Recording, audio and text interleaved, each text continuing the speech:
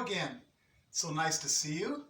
Hey, I'm here to share another Mr. Maker story with you. It's been a while, and so I'm looking forward to sharing this one because it's summertime, and well, this story happened in the summer. It's called Mr. Maker, the Summer Surprise. Let's get started, shall we? Well, the story starts in the backyard of the kids. You know them, Tommy, Sarah, and little boy.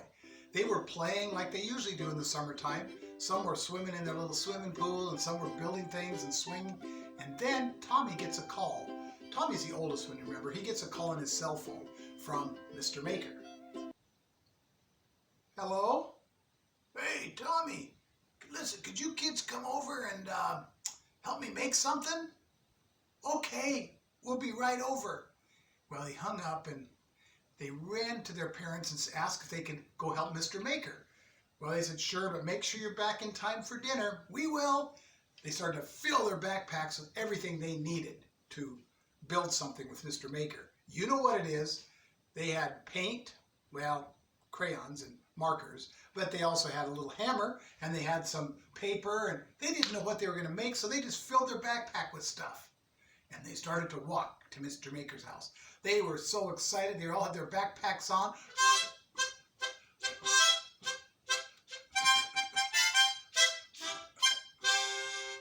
They got to Mr. Maker's house and they knocked on the door. Mr. Maker? He opened the door. Mr. Maker, what are you doing? Well, I told you to come over because I have something that I want you to help me make. Do you want to see it? Of course we do. Of course we do.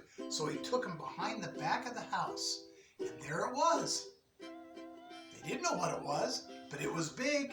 It was taller than Mr. Maker, and it was very wide. The kids started to guess. Is it a tree house? Good guess.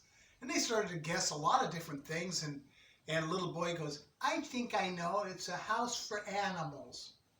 That's a really good guess, Mr. Maker said. Come here, let's look at it closer.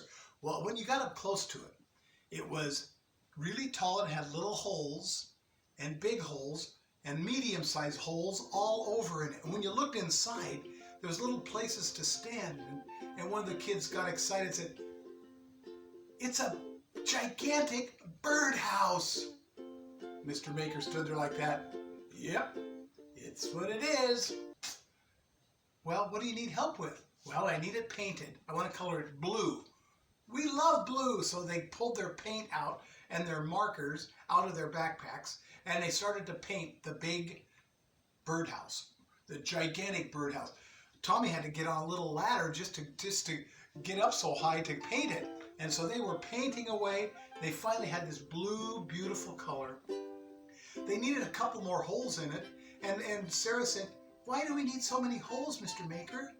Well, because I'm trying to have a big house. It's like an apartment. An apartment has a lot of different houses all in one big house. Oh, I know some people that live in an apartment. You're making a bird apartment. Yep, we are. And look how the different sizes are. That one up there, that little hole, yeah, that's for like little sparrows. Oh. And right down there, that medium-sized hole, that's for like a robin. Oh. And the kids started to use their imagination. And look at over here, that's for little tiny hummingbirds. There's a house for all the birds. I wonder if they'll all go in there at the same time. I don't think so. They started to talk about birds. Well, then it was Tommy that said, Mr. Maker, what's that great big hole doing at the bottom? Well, I've seen chickens and roosters in my backyard. And maybe they'll come inside there too, in the big hole. Oh, fun! And so they started to help him build some of these holes. They made different size holes in it, and finally it was done. Oh, they were so hot, they pulled out of their backpack some nice cold water. And they were drinking it and looking at it and wiping their forehead off because it was hard work that day. And then they stood there. There was no birds in the house at all. Oh.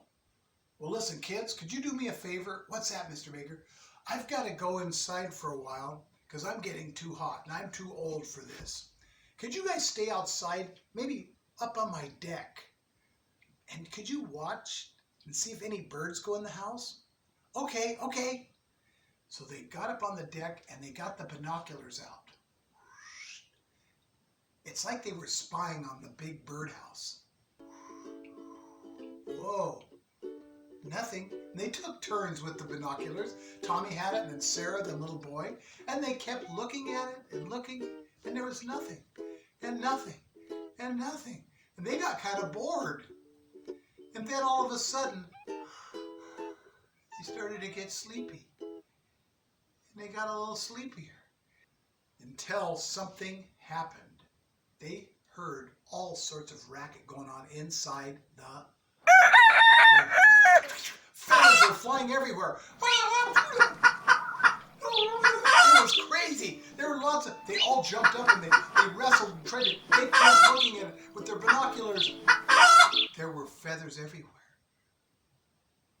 The kid said, oh no, maybe a raccoon came in and hurt all of the birds. They shouldn't have had that big hole because it's going to hurt them. Oh no. Let's go down there. So the kids reached in their backpacks and they pulled out their stick and they slowly walked down to take a close look at the big birdhouse. They could see feathers everywhere. They didn't even see any birds. The birds must have gone inside it when they were sleeping. And something got in there and scared them. Or maybe it hurt them. Just the thought of it made them sad. They put their sticks down in the big hole and poked. Who's there? Are you a big raccoon? And they poked inside the hole. What's that?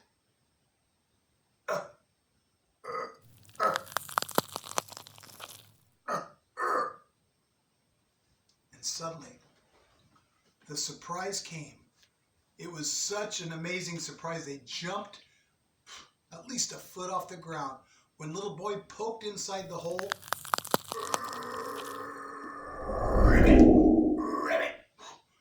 this frog, an enormous frog, jumps out of the hole. Frog, what are you doing here?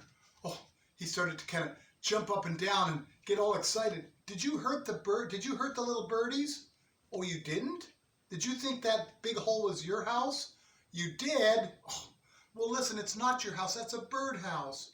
Oh, don't be sad, Froggy. Listen, you need to go back to the pond where you live. Okay? Okay, now, listen.